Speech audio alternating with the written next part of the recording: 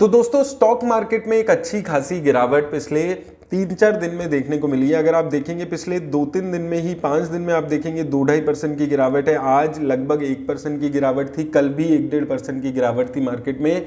20,100 के ऊपर जाने के बाद निफ्टी 50 इंडेक्स में गिरावट आई है और 19,700 के लेवल्स पे निफ्टी 50 इंडेक्स यहाँ पर आ चुका है।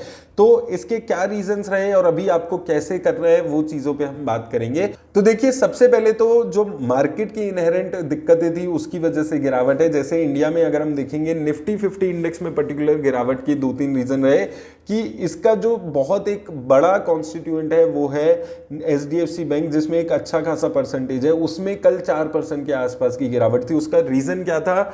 सबसे बड़ा रीजन था कि एचडीएफसी बैंक ने एक एनालिस्ट कॉल की जिसमें उन्होंने बताया कि जो एचडीएफसी बैंक और एचडीएफसी लिमिटेड का मर्जर हो रहा है, उस मर्जर में अभी उनकी जो प्रॉफिट की ग्रोथ है, जो उनकी मार्जिन्स है, एसेट की क्वालिटी है, ये सब खराब होने वाले हैं। 12% 15% के आसपास की प्रॉफिट की ग्रोथ के एस्टिमेट दिए उन्होंने। जो एसेट की क्वालिटी है यानी कि एनपीएज है वो खराब होने की यहाँ पर एनालिस्ट कॉल में इन्होंने बातें बोली हैं। तो उसकी वजह से कल एक दिन में 4% में एचडीएफसी बैंक में गिरावट आई और रिलायंस इंडस्ट्रीज, एचयूएल, ये जितनी भी बड़ी कंपनीज हैं उनमें गिरावट देखने को मिल रही है, जिसकी वजह से निफ्टी 50 इंडेक्स में गिरावट आई। इसके अलावा कुछ मैक्रो फैक्टर्स हैं जो इस वक्त अभी दोबारा से रीएक्टिवेट हो गए हैं, जिसमें हम पिछले 1 साल से बात कर रहे हैं। सबसे पहले यूएस फेड की मीटिंग कल हुई थी। हालांकि इंटरेस्ट रेट इंक्रीज नहीं किए गए हैं, लेकिन ये चीज भी साथ में बोली गई है कि रेट कट भी अभी आने वाला नहीं है। उन्होंने वही चीजें अभी बोली हैं कि अभी आसपास भी कोई रेट कट नहीं है। तो हो सकता है 2023 में कोई भी रेट कट ना हो और 2024 के अर्ली पीरियड में भी कोई रेट कट ना देखने को मिले। और मार्केट ये एंटिसिपेट कर रही है कि शायद एक रेट हाइक हो सकता है नेक्स्ट जो इनकी मीटिंग होती है, अगर इन्फ्लेशन बढ़ता है तो। इन्फ्लेशन बढ़ने का खतरा फिर से आने लगा है ऑयल के प्राइसेस की वजह से।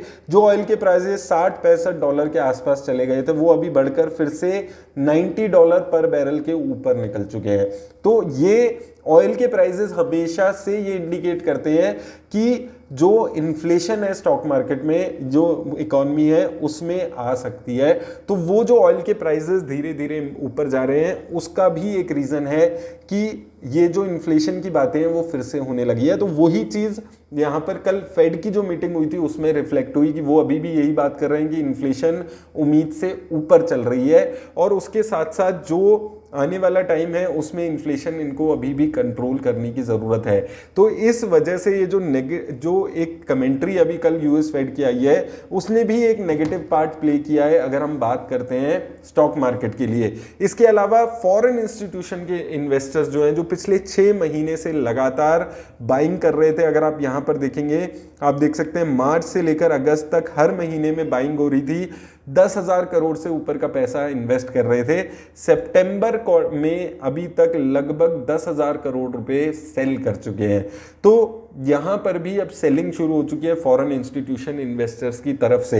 अब देखिए होता क्या है कि जब मार्केट में 2-3 महीने में ही इतनी ज्यादा तेजी आ जाती है तो यही चीज देखने को मिलती है कि जिन लोगों ने अच्छा पैसा बनाया होता है, जैसे इस केस में फॉरेन इंस्टीट्यूशन इन्वेस्टर्स हैं, वो अपनी प्रॉफिट बुकिंग शुरू कर देते हैं जैसे ही थोड़ी बहुत नेगेटिविटी बात होने लगती है। हालांकि बहुत ज्यादा कोई नेगेटिव सिचुएशन नहीं हुई, लेकिन ऐसे लोग जिनके ऑलरेडी टेबल पे बहुत अच्छा प्रॉफिट होता है वो अपने पैसा बुक करना शुरू कर देते हैं। तो आप देखेंगे कि ऊपर लेवल पे अचानक से शेयर में प्रॉफिट बुकिंग आने लगती है, इसलिए स्टॉक मार्केट में अभी गिरावट आपको देखने को मिल रही है। और मुझे लगता है कि अब कंसोलिडेशन मोड में थोड़े टाइम मार्केट चलना चाहिए और एसआईपी इन्वेस्टर्स के लिए तो ये बेस्ट होता है अगर स्टॉक मार्केट कंसोलिडेशन फेज में जाए।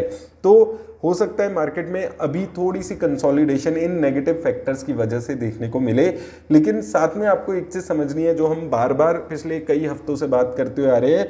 अगर आपको इस मार्केट में इन्वेस्ट करना है तो कॉशियस होकर इन्वेस्ट करना जरूरी है, क्योंकि ये मार्केट में नए इन्वेस्टर्स एंटर करते हैं और वो उन स्टॉक्स के पीछे भागते हैं जो ऑलरेडी 2 गुना 3 गुना 4 गुना हो चुके हैं।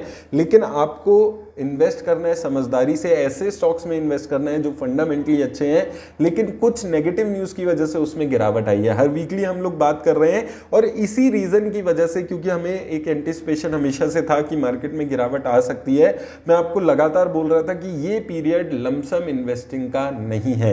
तो लमसम इन्वेस्टिंग में अभी भी थोड़ा सा वेट करिए। अगर मुझे लगता है और 500 पॉइंट की गिरावट आती है तो आप अपने लमसम के बारे में सोचना फिर से शुरू कर सकते हैं।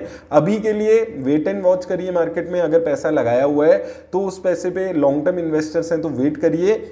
फ्रेश लमसम के लिए अभी भी आपको वेट करने की ज़रूरत है। और दूसरी इंपॉर्टेंट चीज़ जो मैं अभी बात कर रहा था कि उन स्टॉक्स को फोकस करिए जहां पर अभी भी गिरावट है, जो अभी भी अपने 3 साल के लेवल्स पे चल रहे हैं। बहुत सारे स्टॉक्स अभी भी अवेलेबल हैं, फंडामेंटली अच्छे हैं, स्टॉक मार्केट की नज़र नहीं है। हमने स्टॉक मार्केट में ऐसा ही पैसा बनाया है। उन स्टॉक्स पे हमने लगातार बात की है जिनमें रिटर्न्स नहीं आई थी और 50-60% के आसपास की उन पे हम रिटर्न्स इसीलिए कमा पाए क्योंकि तब कोई उन स्टॉक्स पे बात नहीं कर रहा था। तो उसी स्ट्रेटेजी को आपको इस मार्केट में भी फॉलो करना है। डरने घबराने की ज़रूरत नहीं है क्योंकि अभी भी ऐसा नहीं है कि मार्केट में कोई बहुत बड़ा क्रैश या ऐसी कुछ चीज़ आ गई है।